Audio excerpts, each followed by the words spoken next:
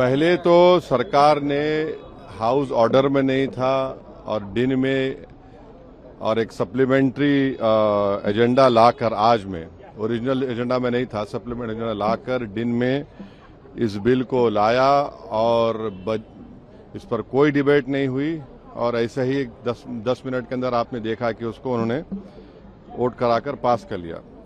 सवाल ये पैदा होता है कि जब आप नेशनल ऑनर की बात करते हैं, नेशनल ऑनर कहाँ गया था जब चीन हमारी जमीन पे कब्जा करके बैठा हुआ है? नेशनल ऑनर कहाँ गया था जब प्रधानमंत्री 2015 में कोरिया गए थे और बोले कि भारत के लोग शर्मिंदा होते हैं बोलने के लिए कि वो भारत से आए। फिर 2015 में प्रधानमंत्री ने इंडिया का फ्लैग गिफ्ट किया यूएस प्रेसिडेंट को, उन्होंने अपने एक बावर्ची को दे दिया जिसका नाम विकास खन्ना था। नेशनल ऑनर वहां पर याद नहीं आया। मणिपुर में महिलाओं की इज्जत लूटी गई, वहां पर नेशनल ऑनर बीजेपी को और प्रधानमंत्री मोदी को याद नहीं आया। अब हम ये बोलना चाह रहे हैं कि जनगण मन जब आप पढ़ते हैं तो जनगण मन में क्या दिखता है कि ये देश दिखता है और देश की जनता दिखती है। जब आप वंदे मातरम पढ़ते हैं तो वो तो एक भगवान और देवी के बारे में पूजा की बात है उसमें। अब उन मुजाहिदीन आज़ादी को क्या बोलेंगे जिन्होंने इस देश के लिए कुर्बानी दी, चाहे वो मौलाना महमूदुल हसन हो, हुसैन अहमद मदनी हो, मौलाना अबुल कलाम आज़ाद हो, मौलाना काफ़ी हो। ये तो देश को आज़ाद कराने के लिए किया था। यहाँ पर आप देश को इस तरह से पेश कर रहे हैं और जनगण मन जो लिखा गया था वो तो जनता के लिए लिखा गया था।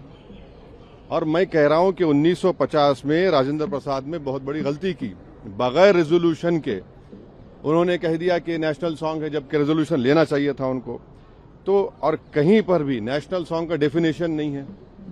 तो आप इसको इस तरह से मुसल्लत कर रहे हैं देश के ऊपर, तो गलत है बिल्कुल। आर्टिकल 25 फ्रीडम ऑफ रिलीजन है, उसके स्टैंजास पढ़ लीजिए आप। मैं एक मुसलमान हूं, मैं सिवाय अल्लाह के किसी की इबादत नहीं करता हूं। अगर मैं किसी की बात करूंगा तो मुसलमान कहाँ रहूंगा? तो आप तो आर्टिकल 25 का, 26 का, 29 का ग्रेव वायलेशन कर रहे हैं। और ये बता दीजिए, ये संघी आरएसएस के लोग कभी वंदे मातरम पढ़े? ये लोग कहाँ पढ़े बताइए? माफीनामे लिख रहे थे और हिंदू महासभा और मुस्लिम लीग तो फौज जमा कर रहे थे अंग्रेजों को देने के लिए। आपने कभी जिंदगी में पढ़ा ही नहीं। और आखिरी बात, हमारा संविधान का जो प्रियम्बल है वो किससे शुरू होता है? वी द पीपल, भारत मां से नहीं शुरू होता है ना, कहां शुरू होता है? तो आप तो ये तो बिल्कुल ही संविधान के खिलाफ, उन मुजाहिदीन आजादी के खिलाफ। और जो काम बोस नहीं किए, रविन्द्रनाथ टैगोर नहीं किए, वो काम आप ये कर रहे हैं। जो कमेटी बनाई गई थी उन्होंने कहा कि नहीं। तो ये सब मकसद एक ही है कि इस देश को एक हिंदू थियोक्रेटिक कंट्री बनाया जाए। हम इसकी मजम्मत करते हैं, कंडेम करते हैं। और बीजो इमानुएल का जजमेंट आज भी रेलेवेंट है और कल भी रेलेवेंट रहेगा। हाँ, देखिए, संविधान में बीजो इमानुएल का जजमेंट है। आर्टिकल 19 और 25 क्लियरली बोलता है कि आपकी भारत से मोहब्बत एक गाना गाने से नहीं होती है। आप पढ़ लीजिए वो जजमेंट, सुप्रीम जजमेंट। और संविधान का पहला सफा क्या कहता है, पेज क्या कहता है? Liberty of thought, expression, belief, faith and worship.